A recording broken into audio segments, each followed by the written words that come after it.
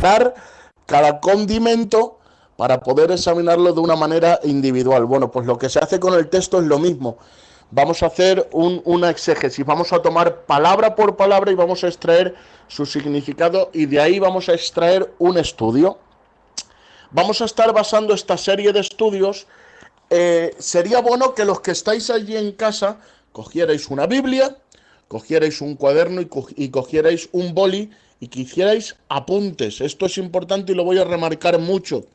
Haced apuntes que creo que son muy importantes porque luego como que se te queda más en la mente, ¿vale?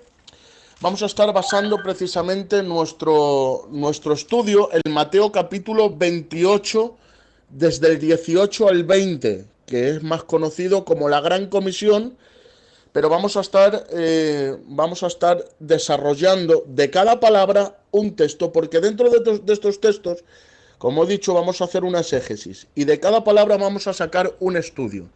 Y de cada estudio vamos a entender y comprender que forma un total de la teología bíblica, porque vamos a tocar un montón de temas, ¿vale? Así que vamos a estar comenzando. Voy a pedir, aleluya, a mi hermano Carlos y a mi hermano Manuel que ellos estén presentando todas las cosas en las manos del Señor y comenzamos. Adelante.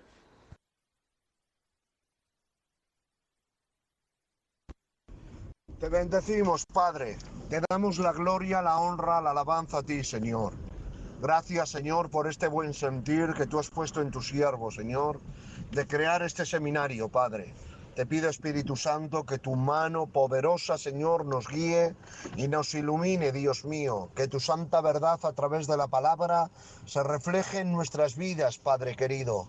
Señor, gracias por nuestros pastores, síguelos bendiciendo. Y te pido, Espíritu Santo, que tú nos des lucidez, Señor, para poder entender y comprender las santas escrituras, Dios mío. Que tu palabra, Señor, ilumine nuestras conciencias. Y que tú, Señor, seas el Señor absoluto, Señor, de toda nuestra vida, Padre. Que este conocimiento, Señor, que vamos a tomar, sirva, Dios mío, para andar en esta tierra, para andar y caminar, Señor. Te pido, Espíritu Santo, que sea lumbrera a nuestros pies, Dios mío, tu bendita palabra, Padre. Muchas gracias, Señor, por todas las cosas y bendice a mis hermanos, Dios mío, que están conectados. Bendícelos como para mí los deseo. En el nombre de Jesús. Amén.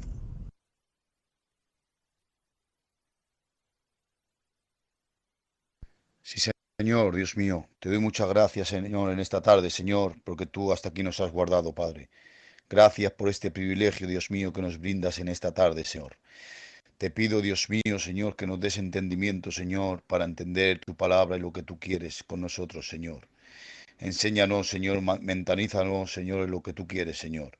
Gracias por mis hermanos, bendícelos a cada uno de ellos, Señor. Y en esta tarde, Dios mío, estamos atentos, Señor, a tu palabra y tu escritura, Padre. Gracias, capacítanos en el nombre de Jesús. Amén. Amén, gloria a Dios. Bueno, pues damos comienzo a este nuestro primer estudio. Va a ser un estudio, el primero, introductorio. Es decir, vamos a mirar el texto en general y luego ya en los posteriores estudios vamos a ir mirando palabra por palabra. Vamos a ir haciendo eso que llamábamos exégesis, estudiando palabra por palabra y de cada palabra sacamos un estudio. Eh, Os vuelvo a remarcar, por favor, si podéis coger una Biblia, un boli y un cuaderno para tomar apuntes, lo hacemos. A medida que yo vaya dando el estudio, yo os voy a decir que sería bueno y recomendable que escribierais algunas cosas o remarcarais algunas cosas, ¿de acuerdo? ¿Para qué? Para que luego si os quedáis con alguna duda, pues a lo último vamos a dar 15 minutitos o 20 en el que vamos a estar de alguna manera dejando tiempo para las preguntas y las dudas que cada uno de vosotros tengáis, ¿de acuerdo? La verdad es que estoy gozoso y alegre de poder llevar a cabo este proyecto, así que lo vamos a hacer con ilusión y con alegría en el nombre de Jesús. Bien, damos comienzo a nuestro estudio de la palabra del Señor y vamos a leer, todo aquel que tengáis Biblia, vamos a leer el Mateo, capítulo 28, versículo 18 en adelante. Mateo capítulo 28, 18 en adelante. Amén. Dice así la palabra del Señor. Y Jesús se acercó y les habló diciendo: Toda potestad me es dada en el cielo y en la tierra. Por tanto, id y haced discípulos a todas las naciones, bautizándolos en el nombre del Padre y del Hijo y del Espíritu Santo, enseñándoles que guarden todas las cosas que os he mandado. Y aquí yo estoy con vosotros todos los días, hasta el fin del mundo. Amén. Gloria a Dios. Esos son los versículos en los que vamos a estar basando esta serie de estudios. Y hoy vamos a mirar en manera de introducción, el versículo en general que posee precisamente un secreto tremendo y terrible que lo vamos a estar viendo ahora nada más empezar. Hay algo que se repite continuamente y es la palabra todo. Dice en el primer versículo, toda potestad. Luego dice en el segundo versículo, todas las naciones. Luego en el tercer versículo sigue diciendo, enseñándoles que guarden todas las cosas. Y luego termina y culmina el texto diciendo, y yo estoy con vosotros todos los días. Este estudio se titula Los cuatro todos. Toda potestad, todas las naciones, todos los mandamientos y todos los días. Ese es el versículo que vamos a estar, o el estudio que vamos a estar dando. Pero ahora bien, vamos a hablar en general, vamos a hacer para que lo entendáis, y sería bueno que lo escribierais. La enseñanza en esta tarde va a ser en círculos concéntricos. ¿Qué quiere decir eso? ¿Habéis visto cuando tiráis una piedrecita en el agua? Que se empiezan a generar círculos y uno es más grande que otro. Bueno, pues vamos a ver desde el versículo más grande, o más bien desde el aspecto más grande al aspecto más pequeño, según vaya transcurriendo el estudio. Lo que vamos a hacer ahora es mirar el círculo más grande. ¿De qué tiene que ver este texto? ¿Qué es lo que nos está dando a entender? Este texto en general está hablando de la Gran Comisión, y está hablando de la Gran Comisión en el contexto del reino de Dios. Este versículo que dice, toda potestad me es dada en el cielo y en la tierra, está indicando precisamente una doctrina central de las Escrituras. Yo no estoy muy acostumbrado a enseñar, quiero deciros, yo soy más bien predicador, por eso a lo mejor me vais a ver un poco acelerado, pero lo bueno del sello es que se queda todo grabado y luego podéis repasar el estudio, ¿de acuerdo? Así que yo voy a ir a mi ritmo y luego si queréis lo podéis repasar. Está hablando de una doctrina central de las Escrituras, que es el reino de Dios. La palabra reino forma parte del 60%, y esto sería bueno que lo escribierais. La palabra reino forma parte del 60% del Antiguo Testamento. Y solo en el Nuevo Testamento aparece 134 veces. Esto nos quiere decir que la doctrina del reino, el tema del reino, es algo indispensable en las Escrituras, principal, esencial, fundamental.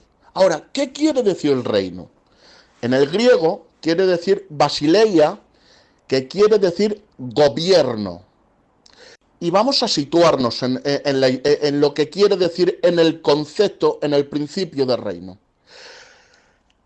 Dios es Dios desde siempre. A Él nadie le creó. Él es desde el principio y no tiene principio. Él abarca la eternidad. Nadie le creó. Por tanto, entendemos que Él es antes de la tierra.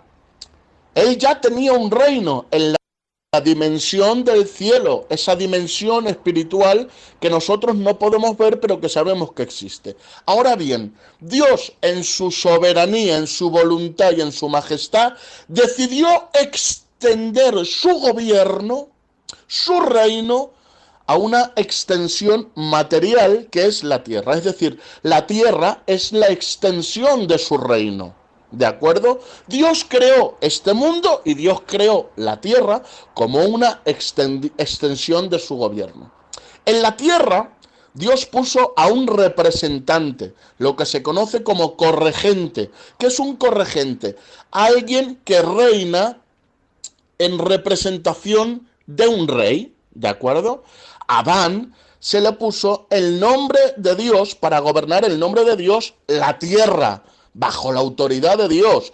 Por eso se le dijo, a ti te doy autoridad para que domines la tierra. Ahora bien, ¿qué es lo que ocurrió? Ustedes saben que Adán pecó y a la hora de pecar rompió precisamente con ese pacto de corregencia, de representación, puesto que Dios es santo. Al pecar, se insubordinó ante su autoridad. Perdió la autoridad y al perder la autoridad, perdió, entre otras cosas, el dominio sobre la tierra. ¿Qué es lo que ocurrió? Que al perder esa autoridad, perdió precisamente lo que entendemos como el gobierno, el reino. Entendemos que la Biblia sigue discurriendo y en el capítulo 3 de Génesis Dios promete restaurar la autoridad en la tierra, la autoridad que había perdido Adán. ¿Qué es lo que ocurre? A lo largo de Génesis vemos que Dios santifica a un hombre llamado Abraham. A este Abraham Dios le dice que salga de su tierra y su parentela, ¿y qué le dice? Que le dará nueva tierra, que será bendecido y será de bendición. ¿A qué? A todas las naciones. ¿Te das cuenta de la promesa? Llama a Abraham como instrumento para que a través de su descendencia, que era Israel, se materializara la recuperación de esta autoridad perdida. Más tarde vemos que Dios santifica al pueblo de Israel y después de 470 años Dios lo libera de Egipto, toma a este pueblo de una manera especial, lo consagra y ¿qué es lo que hace? Le da sus leyes y sus mandamientos. A través de este pueblo, Israel, Dios dice que va a traer al rey que restablecería el reino. Esta promesa se la hace en particular a David y le dice, David, a través de tu linaje vendrá uno que restablecerá la autoridad perdida en el Edén. Vemos que a través de la genealogía de David nace Cristo a través de María. ¿Qué es lo primero que hace Cristo nada más comenzar su ministerio? Decir, arrepentíos porque el reino de los cielos se ha acercado. ¿Qué quiere decir esto? Quiere decir que precisamente Jesús venía a recuperar el reino, la gobernanza, la autoridad perdida. Vemos, hermanos míos, que el Señor muere, resucita, amén, y esto es importante. Al resucitar, Él cancela la deuda que como humanidad, a través del pecado de Adán, habíamos contraído. Dios cancela la deuda, el pagaré, la hipoteca que habíamos contraído, repara el daño y por eso la Biblia en Romanos capítulo 5 le llama a Jesús el postrer Adán. ¿Por qué el postrer Adán? Porque lo que hace Jesús es restablecer la autoridad al hombre en la tierra. Ahora, ¿qué es lo que ha hecho Jesús? Recuperar y restablecer el reino perdido. Y tú me dirás, José, pero eso quiere decir que Dios, Jesús, vino a establecer el reino. Y yo te tengo que decir que sí. Ahora, no podemos caer en la falsa doctrina del dominionismo o lo que se llama el reino aquí y ahora. Porque esa doctrina cree que ya Jesús vino y que nos entregó el reino en su totalidad y que nosotros tenemos que establecer el reino para que Cristo pueda venir. Es decir, la Iglesia tiene que dominar la tierra para que Cristo pueda venir. Eso es una falsa doctrina. La verdadera doctrina es que este establecimiento del reino, su recuperación, se basa en dos partes: en la primera venida y en la segunda venida. En la primera venida, Jesús establece el reino de una manera espiritual, en el corazón de los hombres, y completa el establecimiento de una manera física en su segunda venida, en el milenio. Para que ustedes lo entiendan, Mateo capítulo 13 narra perfectamente a través de ejemplos y parábolas esto que os estoy diciendo. Por ejemplo, el reino, dice Mateo 13, habla de las parábolas de los misterios del reino. Pero él siempre habla, fíjate, habla de una primera fase espiritual y de una segunda fase literal, física. Bien, lo habla comparándolo como una semilla que se planta en la tierra, y en la tierra, sin que nadie lo vea, de una manera invisible, empieza a echar raíces y a crecer. Y luego hay una segunda fase en la que brota, se manifiesta y crece. ¿Te das cuenta? Hay dos fases: la fase de semilla y la fase de árbol. Así mismamente lo vemos con la levadura entre la masa. Se esconde, dice la Biblia, la levadura entre la masa, influencia, y luego se ve el resultado físico en cómo se infla la masa. También habla del tesoro escondido, de la perla escondida. Es decir, está hablando de un carácter presente, ahora, espiritual, que está en el corazón de los hombres. Pero cuando el Señor venga por segunda vez, Él vendrá de una manera física y establecerá un reino físico. Cuando Él venga en su segunda venida, Él vendrá con todos sus ángeles y con toda su iglesia. Una vez la iglesia ya haya sido arrebatada, haya celebrado las bodas del Cordero, vendrá aquí a la tierra, reinaremos con Él durante 1000 años, venceremos a todos los enemigos del Señor y terminaremos, como dice la Biblia en Apocalipsis capítulo 22, reinando con Jesucristo para siempre. Ahora, si podéis escribir esto, sería bueno. En resumen, la Biblia se trata de un reino que se perdió, se recuperó y se establecerá plenamente para la gloria del Rey. Voy a volver a repetir por si tienes que escribirlo. La Biblia se resume en un reino que se perdió, se recuperó y se establecerá plenamente para la gloria del Rey. Y sería bueno también que escribieras una línea de tiempo. Es decir, como habéis visto, en unos 5 minutos os he resumido el tema del reino a lo largo de toda la Biblia. Pero hay 5 personajes principales para que tú puedas seguir esta línea de tiempo, que es Adán, Abraham, Moisés, David y Jesús. Adán fue el primer hombre, el que perdió el reino. Abraham fue el hombre que Dios escogió para poder santificar a un pueblo. Moisés fue el que enseñó las leyes, los mandamientos del reino. David fue el hombre a través del que iba a traer el linaje de aquel que recuperaría el reino. Y Jesús fue el postrer Adán que recuperó el reino y lo establecerá en el futuro. ¿De acuerdo? Dicho esto, hermanos, la Biblia se trata de un reino perdido, recuperado y que se establecerá plenamente para la gloria del Rey. Amén. Bueno, yo no sé cómo vamos, yo no sé si me vais siguiendo y tal, pero si tenéis alguna duda, me lo vais poniendo, por favor, por ahí, por el chat. Pero bueno, hasta aquí la introducción de lo que habla en general el texto y de lo que habla este texto de toda potestad me es dada en el cielo y en la tierra, que habla del reino. ¿De acuerdo? Hasta aquí esto, ¿de acuerdo? No sé si alguien más tiene alguna duda hasta el momento. Si es así, ¿vale? Pues me lo vais diciendo. Yo me la estoy gozando, ¿eh? Me la estoy gozando dando el estudio. A ver.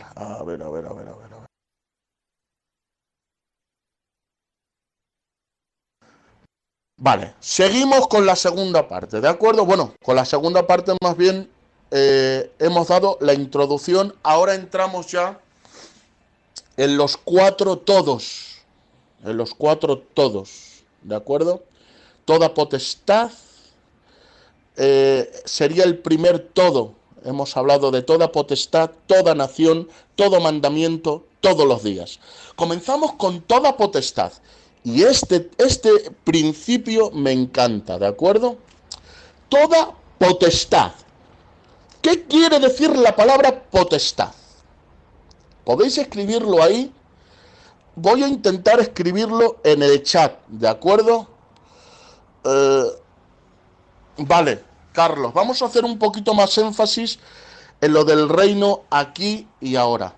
Aclarar, hermanos, que lo que he dicho principalmente sería lo siguiente. Jesucristo vino a recuperar el reino. Lo tenía que recuperar en su primera venida de una manera espiritual y en su segunda venida de una manera física. ¿Qué quiere decir esto? Quiere decir que Jesús ha venido y, entre otras cosas, ahora lo vamos a estar viendo, Jesús ha establecido, ha recuperado el reino, ha venido con el reino, ha recuperado el reino y nos ha traído el reino, pero para ser establecido de una manera espiritual en el corazón de los hombres, en el corazón de los hombres, de una manera espiritual. ¿Qué quiere decir esto? Que cuando nosotros aceptamos a Cristo, tal como dice Juan capítulo 3, si no nacéis de nuevo, no podéis ver el reino de Dios. Cuando está hablando de que se nos ha dado el reino, es de una manera espiritual. En esta primera venida, cuando nosotros aceptamos a Jesucristo como Rey, Él viene reinando sobre nosotros de una manera espiritual. Pero todavía vemos que en el mundo sigue gobernando el príncipe de este siglo, que es Satanás, a través de los gobiernos, a través de estas leyes, a través de este mundo corrompido.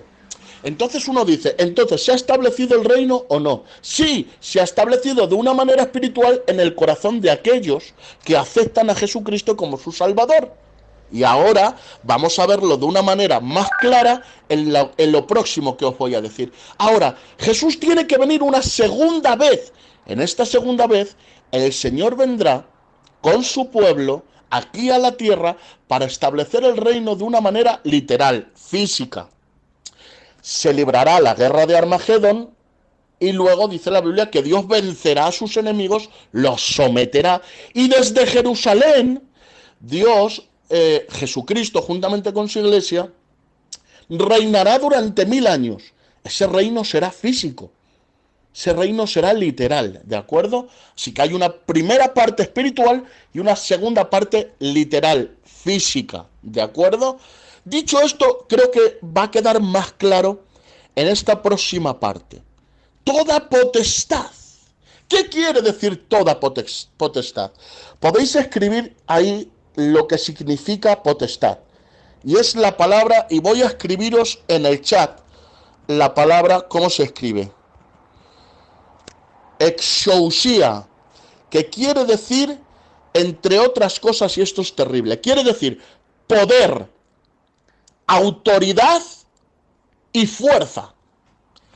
Y esta palabra, poder, autoridad, lo podéis escribir, y fuerza, tiene que ver con una cosa, hermanos míos. Se utilizaba para las órdenes que venían de arriba y se les daba una orden judicial para llevar a cabo un acto. Para que ustedes lo entiendan de una manera más clara. Es una especie de poder que se le da a una autoridad para llevar a cabo algo. Es como una orden de desahucio. Nosotros que estamos más familiarizados, por ejemplo, hoy en día que estamos viendo con todo esto de la ocupación, bueno, pues hay un momento en el que un juzgado dictamina una orden de desahucio. Cuando esa orden de desahucio se da, el que está ocupando una casa, primero se le ha notificado. Al no haber querido acceder de una manera amistosa a esta orden de desahucio, es que la autoridad va y si no sales por las buenas, sales por las malas. Incluso la palabra exousia quiere decir, entre otras cosas, que se da derecho al uso de la fuerza para poder llevar a cabo tal acto. ¡Ah, Dios mío! ¿Dónde voy a llevar esto? Bien, dice la Biblia que Jesús tenía toda potestad. Cuando Él vino a restablecer el reino espiritual. Y en su primera venida, lo primero que hizo, en el capítulo 1, el versículo 27, dice que Jesús empieza a ministrar y empieza a liberar. ¿Y qué dice en el versículo 27? Y todos se maravillaron de tal manera que inquirían entre sí diciendo, ¿qué es esto? ¿Qué nueva doctrina es esta? Que con potestad, exousia, aun a los espíritus inmundos manda y le obedecen. ¡Ah, Dios mío! Me llama la atención que la gente está sorprendida y dice una palabra, dice, ¿qué nueva enseñanza es esta? ¿Qué nueva doctrina es esta? Que con poder, con autoridad y con fuerza manda a los espíritus inmundos y le obedecen. Bueno, me llama la atención, hermanos, habiendo hecho este estudio, que no me he encontrado con ninguna liberación en el Antiguo Testamento. No sé si alguno me podrá corregir, a lo mejor me equivoco, pero lo más próximo a una liberación es cuando Saúl está atormentado y David toca el arpa y dice que era aliviado del tormento. No quiere decir que fuera desposeído. Pero yo en el Antiguo Testamento, hermano, no me he encontrado con ninguna desposesión. ¿Te has dado cuenta que en el Antiguo Testamento no hay ninguna liberación? De hecho, Mateo 9:33 dice, y después que el demonio había sido expulsado, el mudo habló y las multitudes se maravillaban y decían, jamás se ha visto cosa igual en Israel. ¡Ah, Dios mío! Esto es algo sin precedentes. De hecho, los discípulos se asombraban. En Lucas capítulo 9 dice que les dijo Jesús, reuniendo a los 12, les dio poder y autoridad sobre todos los demonios y para sanar enfermedades. Luego en el capítulo 10, el versículo 17, dice que volvieron los 70 discípulos y dice, y los 70 regresaron con gozo diciendo, Señor, hasta los demonios se nos sujetan en tu nombre. ¿Te das cuenta? Parece que esto no se había visto antes. Era algo fuera de lo común. De hecho, la expulsión de los demonios era evidencia de una cosa. ¿Qué cosa? Pues que hasta ahora el reino de Dios, de una manera espiritual, no estaba operativo por causa del pecado del hombre. Pero Jesús, al venir, dice la Biblia en Mateo capítulo 12, versículo 28, pero si yo expulso a los demonios por el Espíritu de Dios, entonces el reino de Dios ha llegado a vosotros. ¿Te das cuenta? El hecho de expulsar a los demonios era evidencia del establecimiento espiritual del reino de Dios. Y ahora esto viene a tomar la idea que os he dicho del desahucio. Y dice en el versículo 26 del capítulo 12 de Mateo, ¿o cómo puede alguien entrar en la casa de un hombre fuerte y saquear sus bienes si primero no le ata? Y entonces saqueará su casa. Aquí estamos hablando de exousia, potestad, poder, autoridad y fuerza para llevar a cabo algo. En este caso, el desahucio de los demonios, que el Señor los reprenda. Ahora, ¿qué quiere decir esto de una manera más práctica? ¿Qué se ha hecho con esa potestad? ¿Qué se hace con ese poder? Bien, dice Colosenses 1:12, el cual nos ha librado de la potestad de las tinieblas y trasladado al reino de su amado Hijo. Que esto era lo que veníamos aclarando antes precisamente. ¿Qué es lo que hace este establecimiento del reino del gobierno que nos da potestad?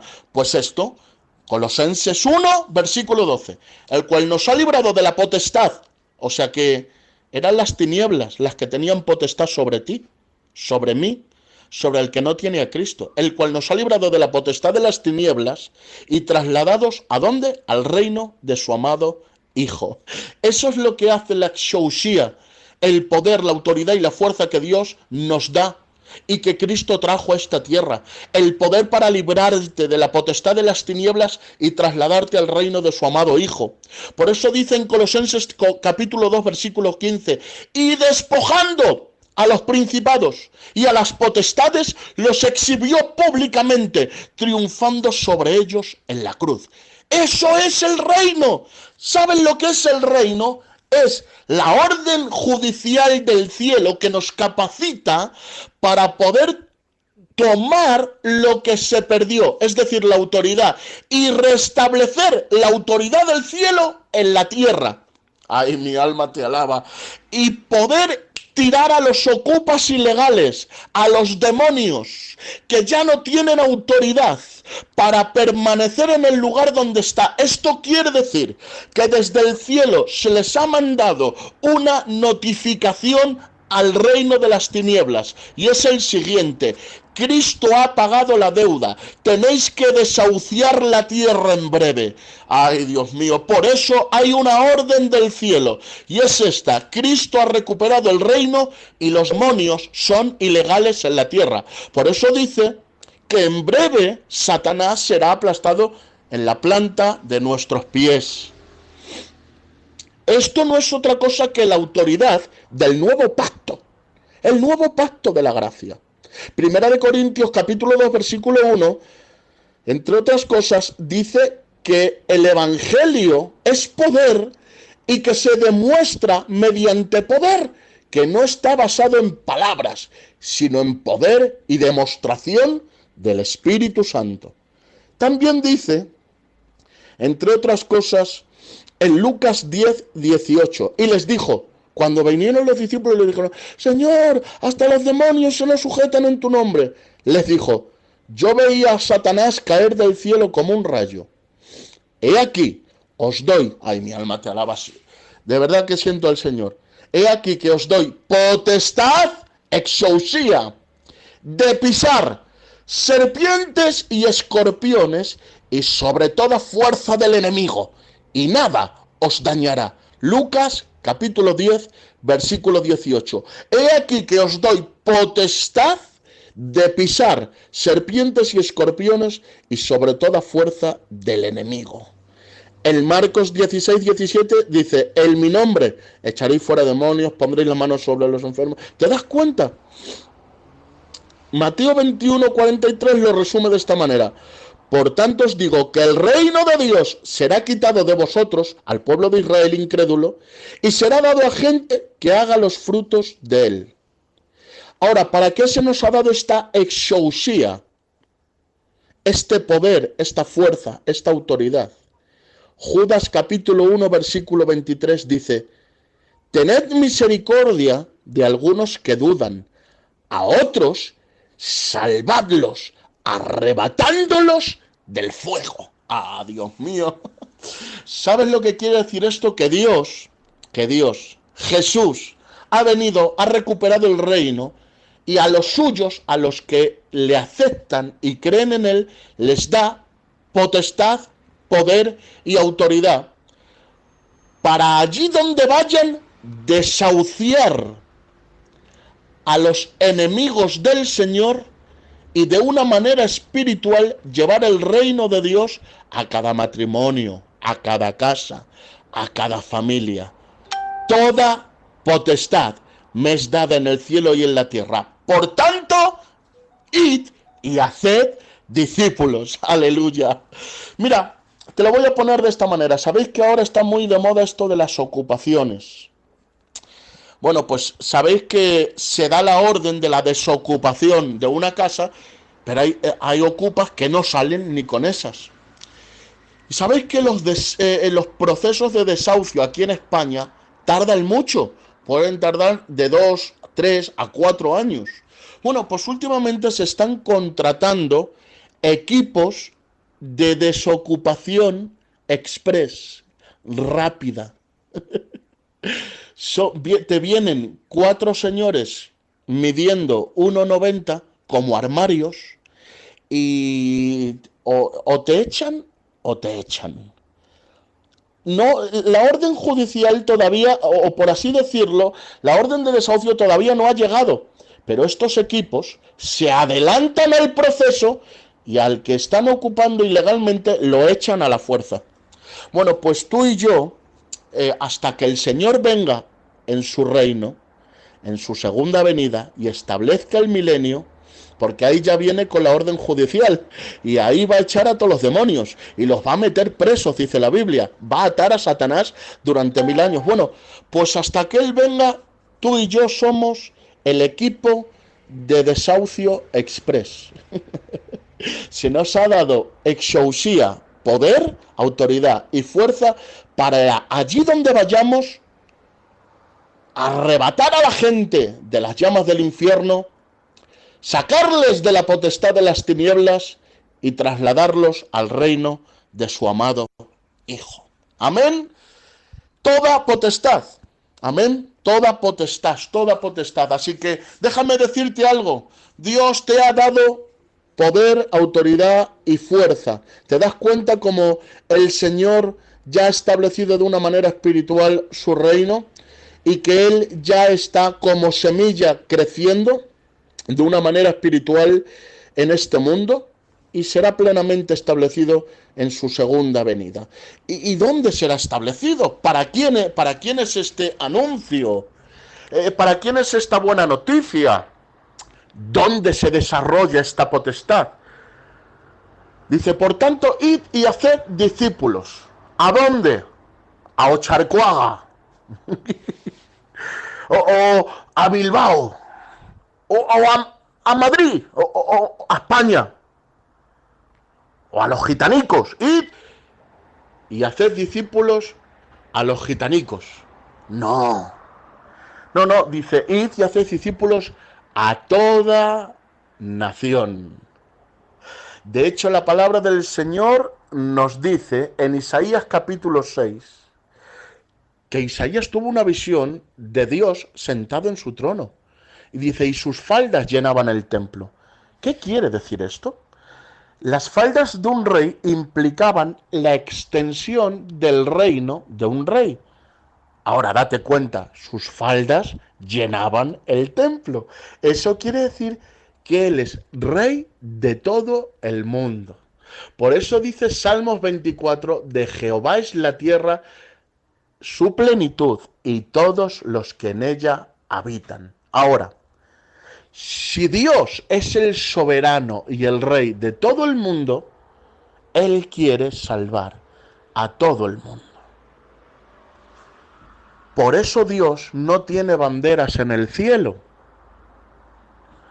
porque de tal manera amó Dios al José, de tal manera amó Dios al Carlos y a la Antonia, o de tal manera amó Dios al Manuel y a la Yoli. No dice eso la Biblia. O de tal manera amó Dios a Filadelfia. Tampoco dice eso la Biblia. Dice la Biblia, de tal manera amó Dios al mundo. Ay, mi alma te alaba. Y esto nos habla de algo que tenemos que recalcar, aunque yo creo que ya lo sabemos, pero siempre es bueno llevarlo a la Escritura. Y tú lo puedes escribir ahí. Cuando dice, id y haced discípulos a todas las naciones, nos está diciendo que el Evangelio, la salvación, o más bien el ofrecimiento de la salvación, y ahora voy a recalcar esto, el ofrecimiento de la salvación es universal. Puedes escribir esto. El ofrecimiento de la salvación es universal. A toda tribu, nación, lengua, etnia, raza, a todos, independientemente de su estatus social o del apellido que tenga. El ofrecimiento de la salvación es a todos. Ahora, hay que hacer una diferencia y yo quería precisamente pararme en esto. No es lo mismo el universalismo, que es que todo el mundo es salvo, porque hay una doctrina por ahí que cree que por cuanto Cristo murió, murió para quitar el pecado del mundo. Hay textos que se malinterpretan y nos quieren hacer entender como que una vez Cristo ha muerto, ha pagado por el pecado de todo el mundo. Y claro, todo el mundo hoy en día es salvo, independientemente de su fe, independientemente de su vida y de lo que haga. Todo el mundo es salvo porque Cristo ha quitado el pecado del mundo. Pero no es así. La Biblia dice que un poquito más adelante vemos precisamente que la Biblia dice en Juan que Dios envió a su Hijo porque amaba el mundo. Dice, y Él entregó, porque de tal manera amó Dios al mundo que ha dado a su Hijo unigénito para que todo aquel, y aquí lo dice, todo aquel que en Él cree no se pierda, mas tenga vida eterna. ¿Te das cuenta? La razón indispensable para poder ser salvo es creer. Luego dice más adelante, porque no envió Dios a su Hijo al mundo para condenar al mundo, sino para que el mundo sea salvo por Él. Y ahora dice en el versículo 18, el que en Él cree no es condenado, pero el que no cree ya ha sido condenado, porque no ha creído en el nombre del Hijo unigénito de Dios. ¿Te das cuenta? Esto nos está hablando precisamente de que el ofrecimiento es para todo el mundo.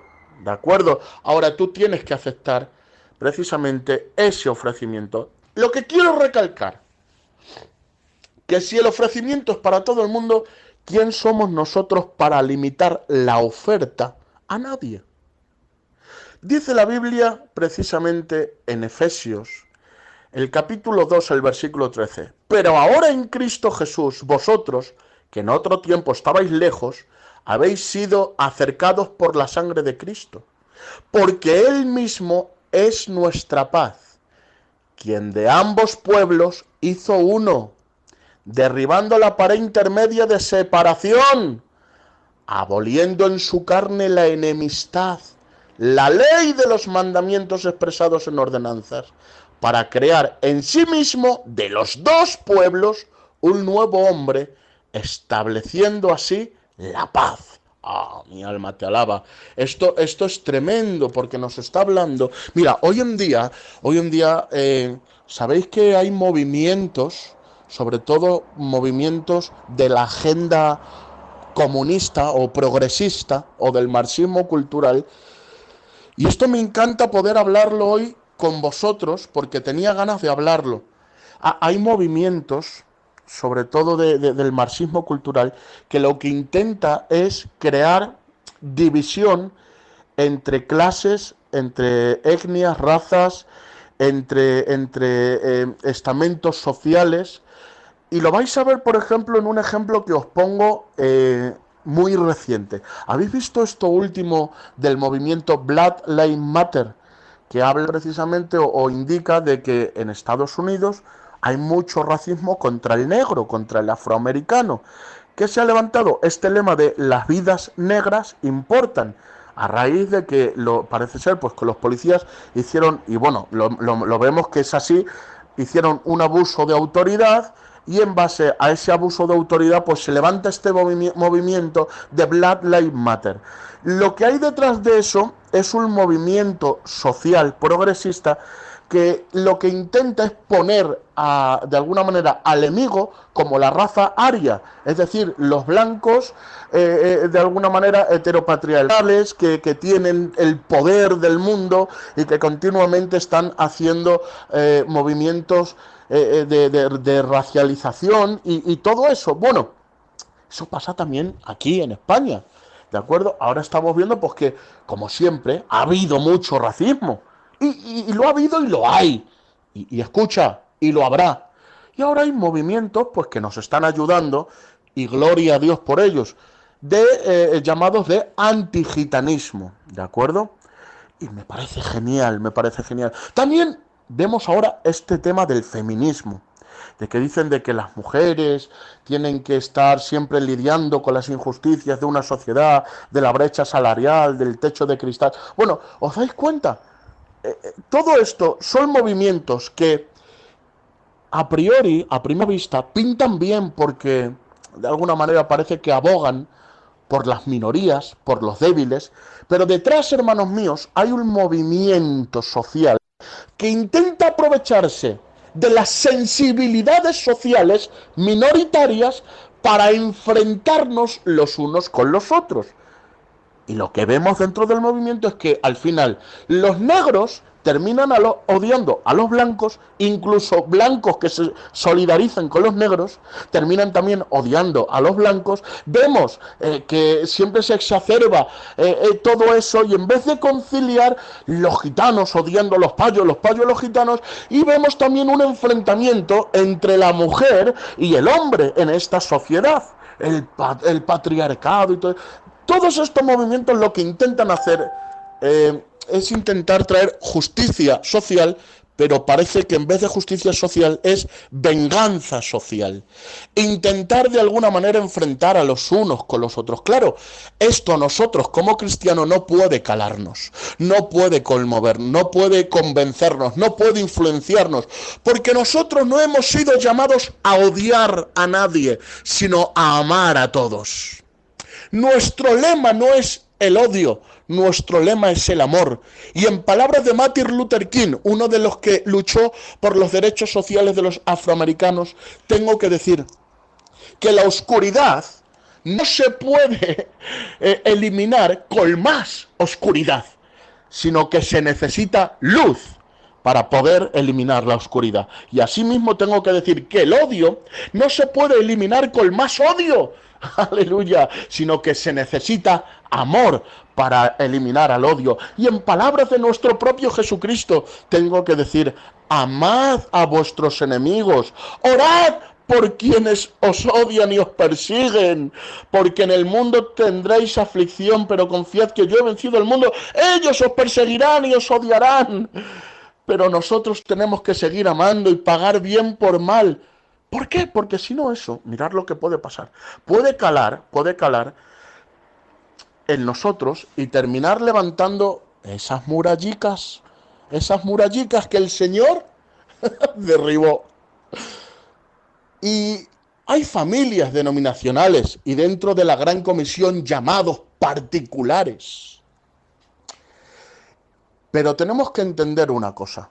No podemos ser cual Jonás, estar huyendo de Nínive por una ira o por una venganza reprimida y dejar de predicarles el Evangelio por una herida nacional, sino que tenemos que obedecer a Dios.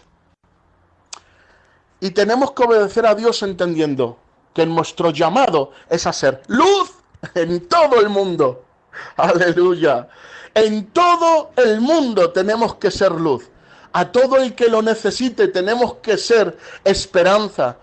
Y tenemos que atender a aquel llamado de Pablo en Romanos capítulo 10, versículo 11, que dice: todo aquel que en él creyere no será avergonzado. Porque no hay diferencia entre judío y griego. Pues el mismo Señor, el mismo que es Señor de todos, es rico para con todos los que le invocan.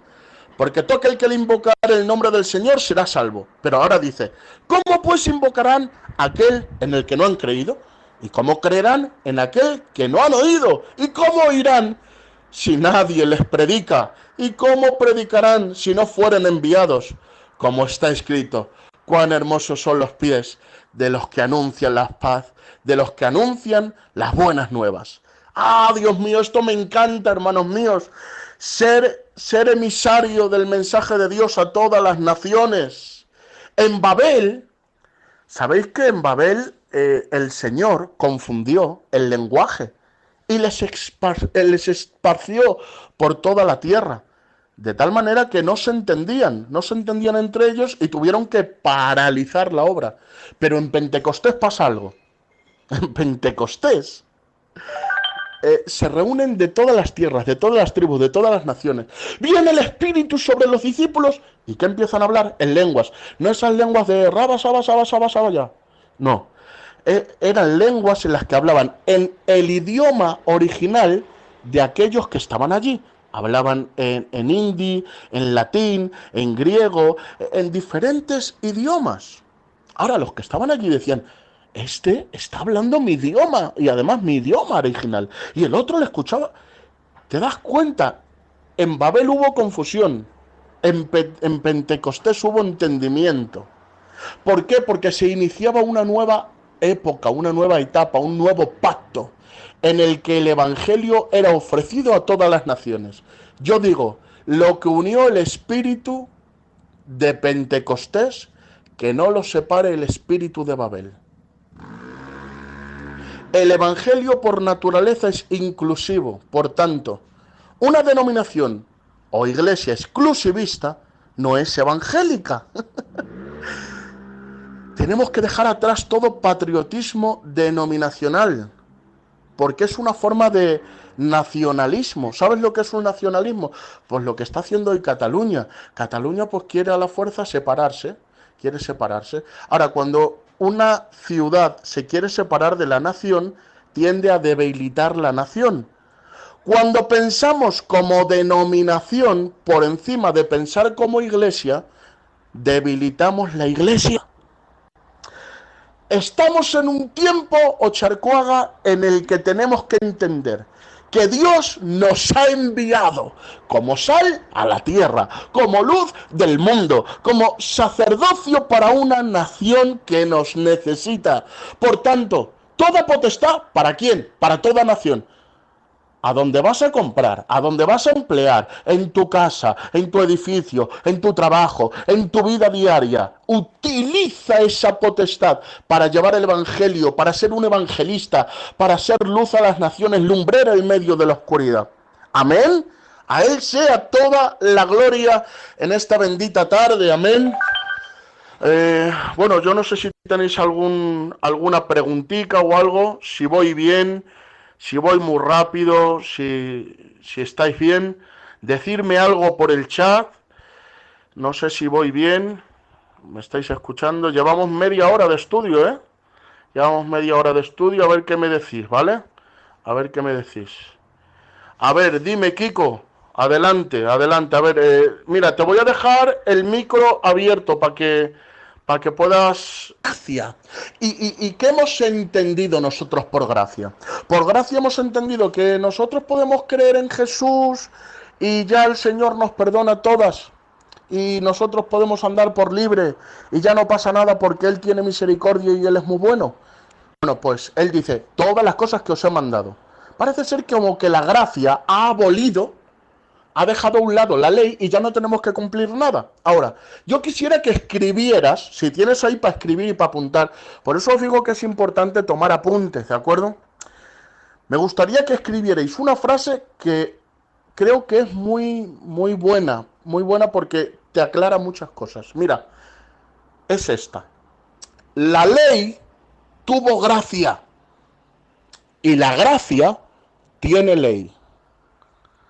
Lo voy a volver a repetir. La ley tuvo gracia y la gracia tiene ley.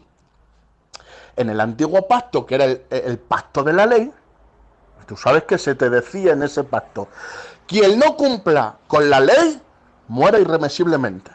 Quien no cumpla con la ley no podrá ser salvo. Claro, uno no podía cumplir toda la ley porque por naturaleza y por tendencia solemos pecar y el que no cojea de una pata ranquea de otra.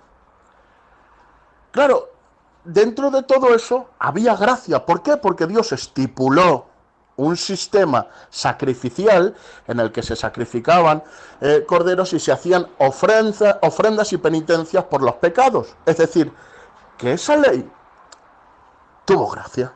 Ahora, nosotros venimos a la gracia en el que Cristo carga con nuestra culpa, con nuestros pecados, toma nuestro lugar en sustitución de nosotros, muere por nosotros, y ahora, creyendo en Él, Dios me hace justo, me justifica.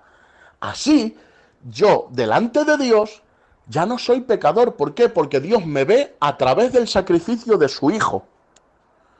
Y cuando viene el acusador y me dice, es que tú has pecado, yo puedo decir, ya, pero es que Él ya ha pagado. Entonces, entiendo de que esto es gracia. Es decir, el regalo de la salvación. Ahora bien, la gracia no es oportunidad para pecar. Y como dice Romanos, que esta libertad vuestra no venga a ser pretexto para pecar, sino que tenemos como fruto la santificación. ¿Esto qué quiere decir? que la gracia tiene ley. La ley tuvo gracia y la gracia tiene ley. Por eso, hermanos, no se nos ha dado, hermanos míos, libertad para vivir de cualquier manera. Tengo que decir que esto es importante.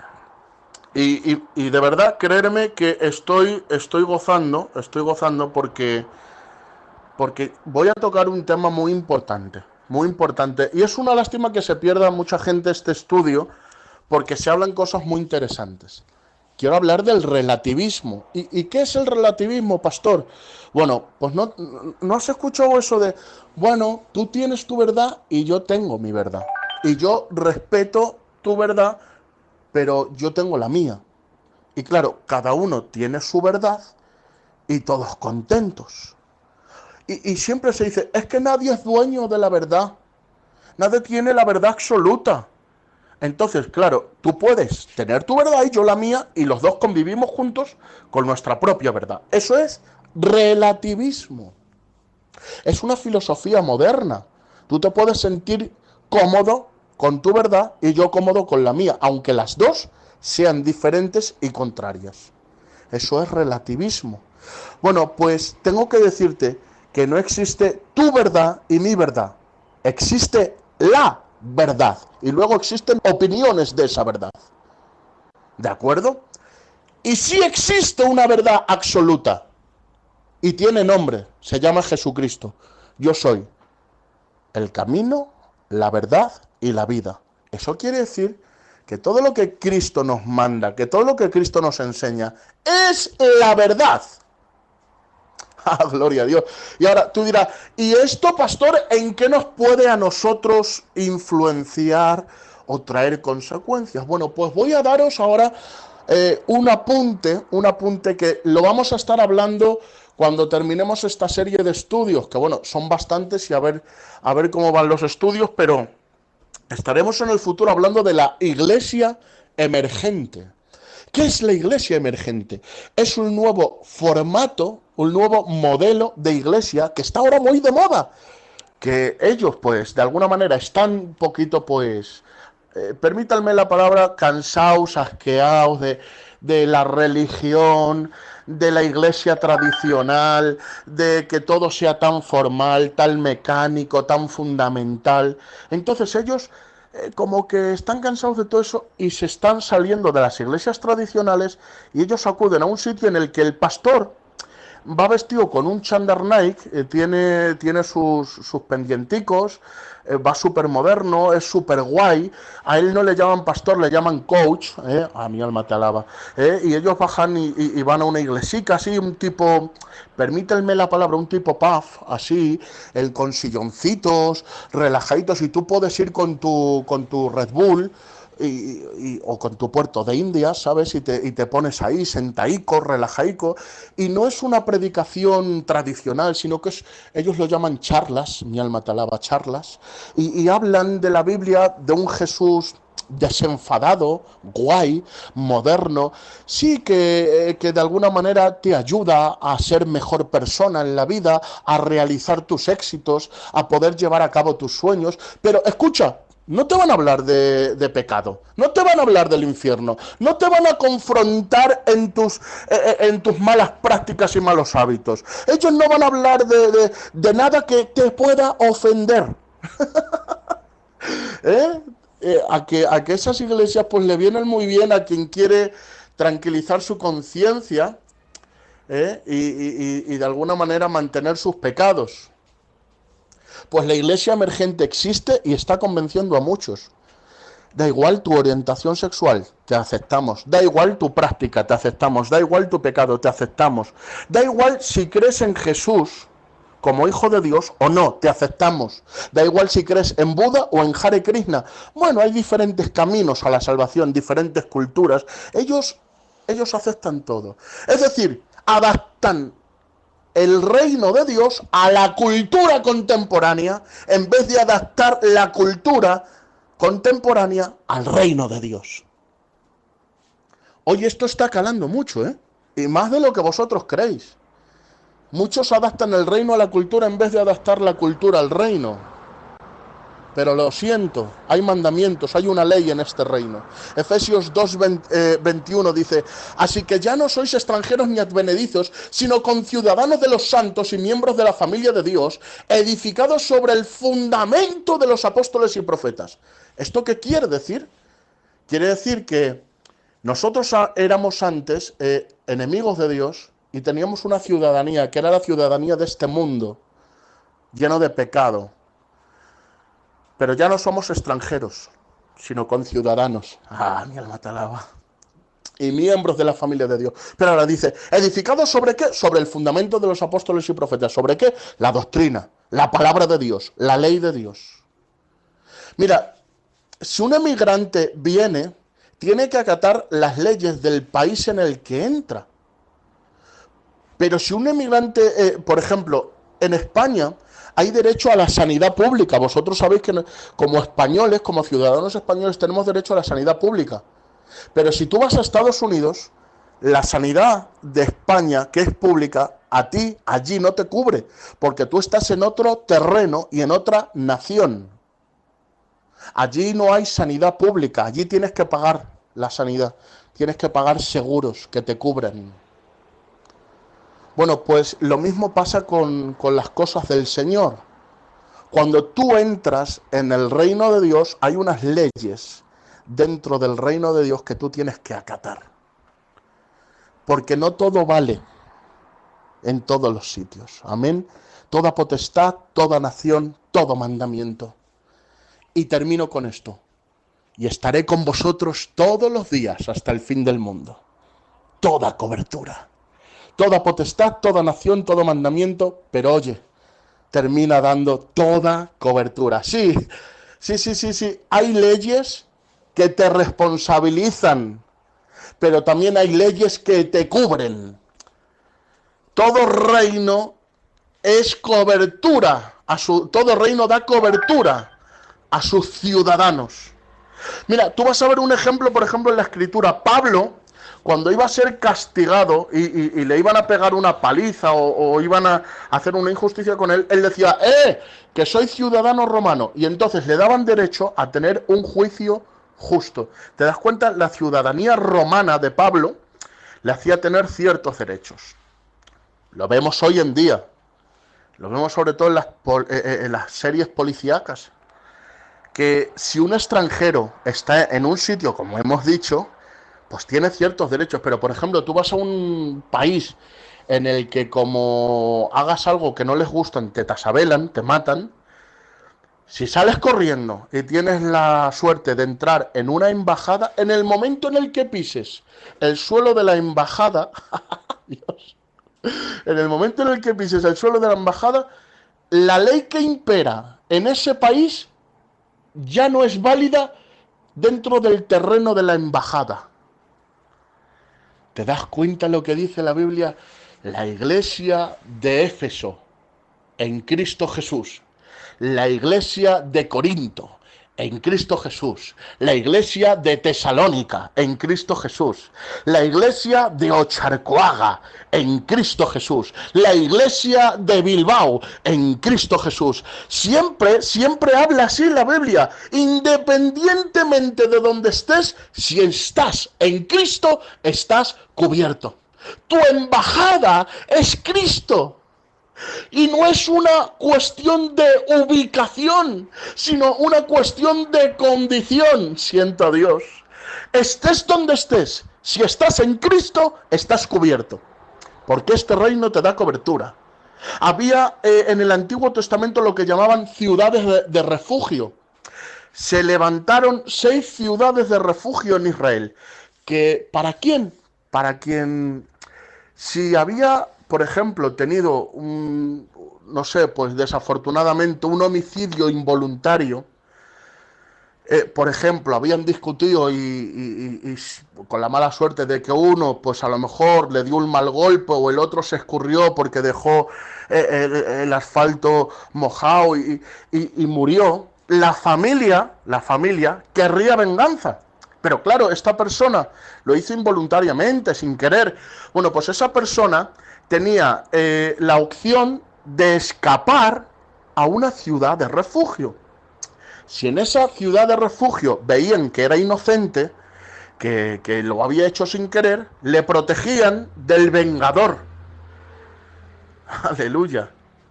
Bueno, Cristo es nuestra ciudad de refugio, porque nosotros hemos pecado, y además no hemos pecado involuntariamente y sin querer.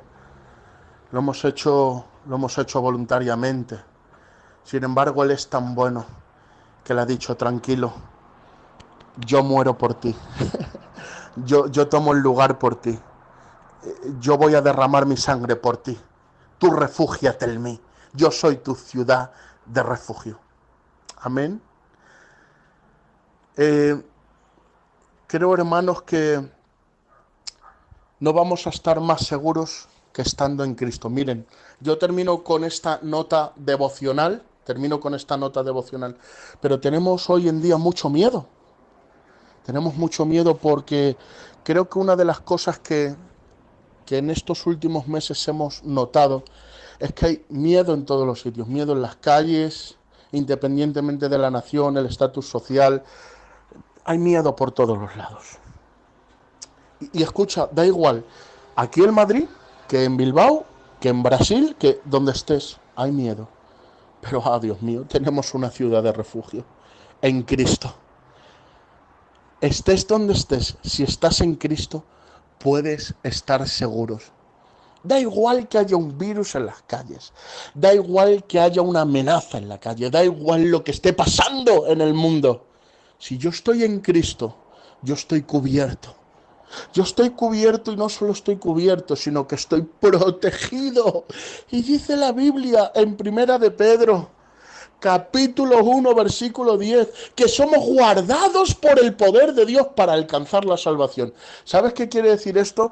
Está hablando de una custodia de soldados hasta llegar al destino. Ay, mi alma te alaba. Déjame que te diga una cosa. Él está con nosotros todos los días hasta el fin del mundo. Por tanto, tienes una cobertura espiritual. Este reino que te da poder, no solo te da poder, sino que te da poder donde estés, en cualquier nación. Y no solo eso, sino que mientras tú cumples sus mandamientos, Él te da una cobertura. Él es tu refugio. Toda potestad, toda nación, todo mandamiento, toda cobertura. Él es nuestra cobertura, Él es nuestro refugio. Él estará con nosotros todos los días hasta el fin del mundo. Amén. Bueno, pues este es el estudio, está más o menos 45 minutos, 50 minutos, que está bien, ¿eh? Está bien porque los estudios normalmente suelen durar un poquito más, pero para ir un poquito pues abriendo el apetito, y desarrollando estos temas, creo que está bien, ¿vale, hermanos? Este estudio es más devocional, ya iremos un poquito entrando más en materia teológica, desarrollando temas doctrinales más profundos, y sí quiero que estéis, pues eso, atentos, y quiero que estéis ahí involucrados, ¿vale? Si tenéis preguntas y esas cosas, pues me lo decís. El próximo estudio, y este va a ser tremendo, habla acerca de la resurrección de Jesucristo. Toda potestad me es dada, ¿dónde? En el cielo. Dios mío, Cristo ha resucitado y ha subido al cielo, y Él está sentado a la diestra del Dios Padre para interceder por nosotros. Así que vamos a estar hablando de la resurrección de Jesucristo, mostrando mediante evidencias razonables la resurrección de Jesucristo y cómo la resurrección de Jesucristo ha producido ciertos resultados que estaremos viendo, ¿de acuerdo? Pues sí quisiera ahora, son las 8:19, dejar 10 minuticos por si tenéis alguna duda, por si algo no os ha cuadrado, por si lo que queréis aportar algo, pues abrimos ahora este espacio y adelante. Como